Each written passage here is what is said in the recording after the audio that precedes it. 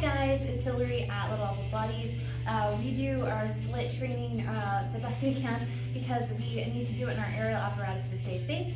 So this is just to continue this on at home. If you are one of our aerialists, I love you guys. Thank you so much for being here. And if not, welcome to the team here. So we do each thing for about a minute. Try not to lose my timer here. So the first thing I do is I'm going to go ahead and take my knee forward, and I want to be able to make sure that my shin is stacked over my ankle.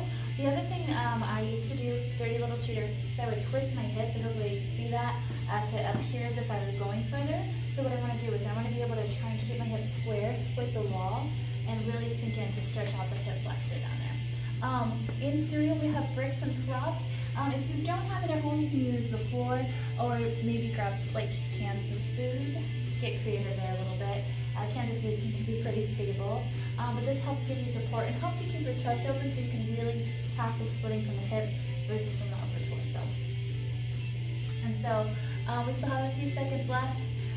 Great time to play any of your favorite music. We usually listen to Cardi B or stretching. It helps bring out the intensity. And then when it beeps, my handy timer here, there it goes. What I'm going to do next is I'm going to go ahead and sit my weight back. I want to go butt towards my heels, and my knee is actually very soft so that I'm not locking it out, so I can really feel my hamstring. Sometimes if your calf's tight, you'll feel that as well. And again, I'm not curling my back to make this happen. I'm really trying to stick my tailbone to the back so I can really get into the root there. But yeah. I've never really did gymnastics or anything as a kid. We were just too poor. So it's been really fun growing and seeing what's possible and what's available for me as an adult. And performing with aerials has been really fun, and just being able to pursue strength and flexibility and creativity. So yeah, if you're doing this at home, thank you so much. And thank you for all the aerials that do in studio. We're just trying to stay connected during this time apart. Alright, so then the next part that I'm going to do, if you know when it beeps, is I'm going to go ahead, alright, and I'm going to bring myself, there it goes, I'm going to bring myself all the way down.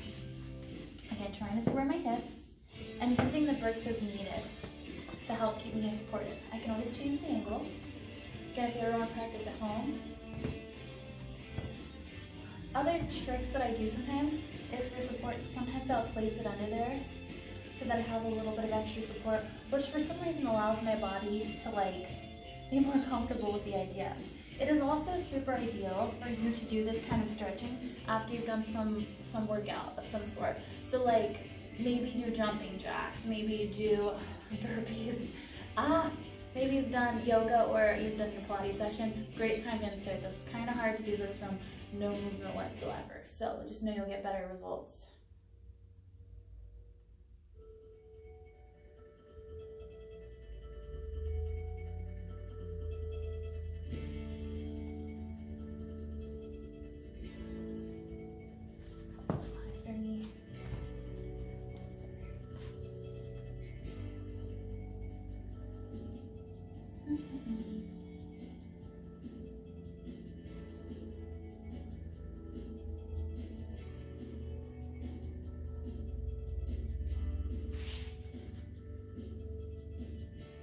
Oh, it decided to reset itself.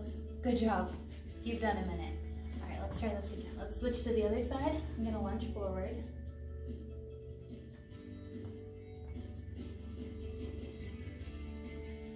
And again, I'm trying to stack my shin so that it's not behind my body. It's just a bad habit for your knees. Trying to keep my hips as square as possible.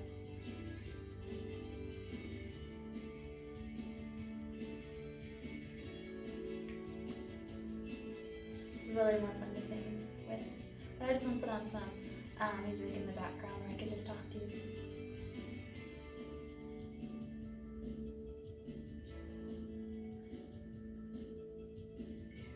Take a peek here. Good, no, we're good. It's not going to cheat us this time. I usually use a free Tabata timer from the Play Store. It's really helpful just to set it, and then I'll go ahead and link what we do in the description below so you can follow along at home with this video, or you can do it on your own.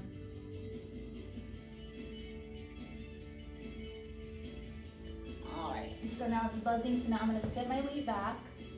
I'm gonna restart the timer.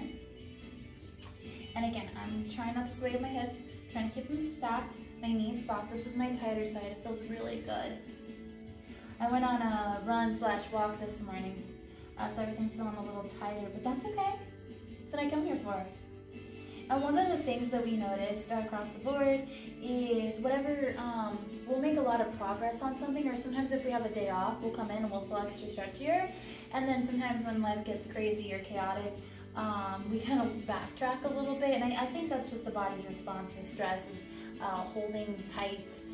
So just really kind of being able to be graceful and liberated, and knowing that working towards your goal is the gift, not being perfect. Being perfect isn't real anyways. If you see me rocking, it's because it feels so good to move a little bit. I did this yesterday and I had some more range. I just, it's been a day, a good day, but a day. Just getting everything online. All right, that takes it for 1 minute. So the next thing is you're gonna slide down to your split, or your modified split with your bricks like I'm doing. I can't wait to reshoot this video when I'm all the way into the splits. I have so much more spare time with the way the world is going on, so I can have time to do this every day. It's always been a goal of mine, and I'm so happy to, this side's oddly better than normal. I'll take that as a win. Yeah, so I've just really been trying to make myself a priority, and I hope that's why you're here, and that's why we're doing the things, is to work on being our best selves.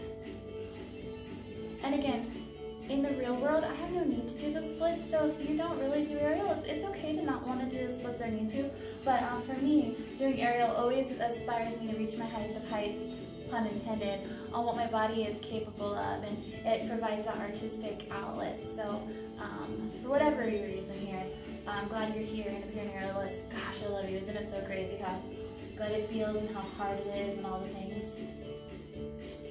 And so next minute is going to be a froggy split. There it goes.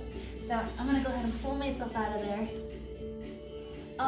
If I were on a slicker surface, for example, what I tend to do if I'm on a slicker surface, like this, and I'm like this, I will try to turn my hips out of it, not by dropping the brick, to make it, to kind of like edge me in a little bit more.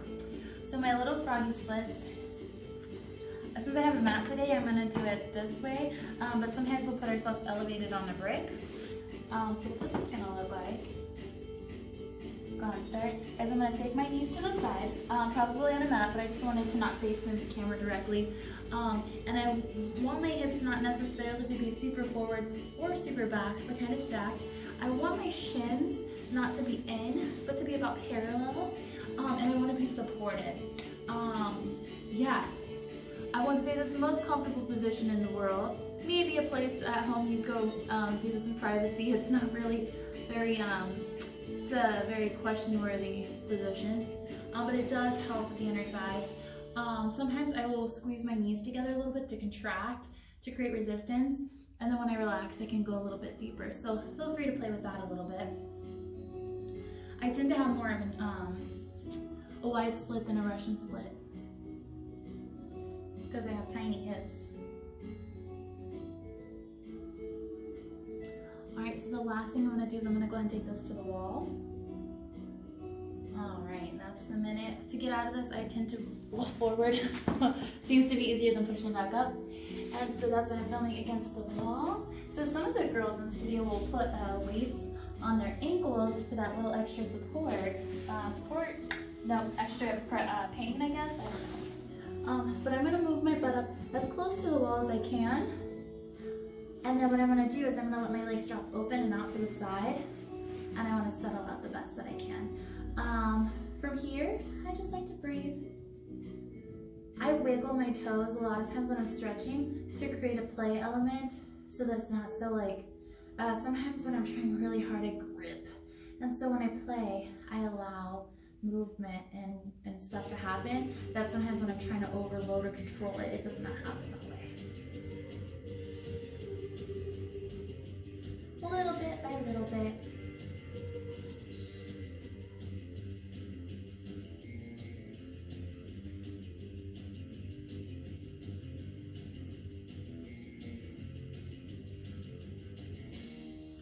When the buzz happens for the minute, I like to take my legs with my hands and push them back up. This is a really big position to muscle it up and through. So again, totally preference-wise, but I'd say for safety and not straining. Oh, there goes the minute.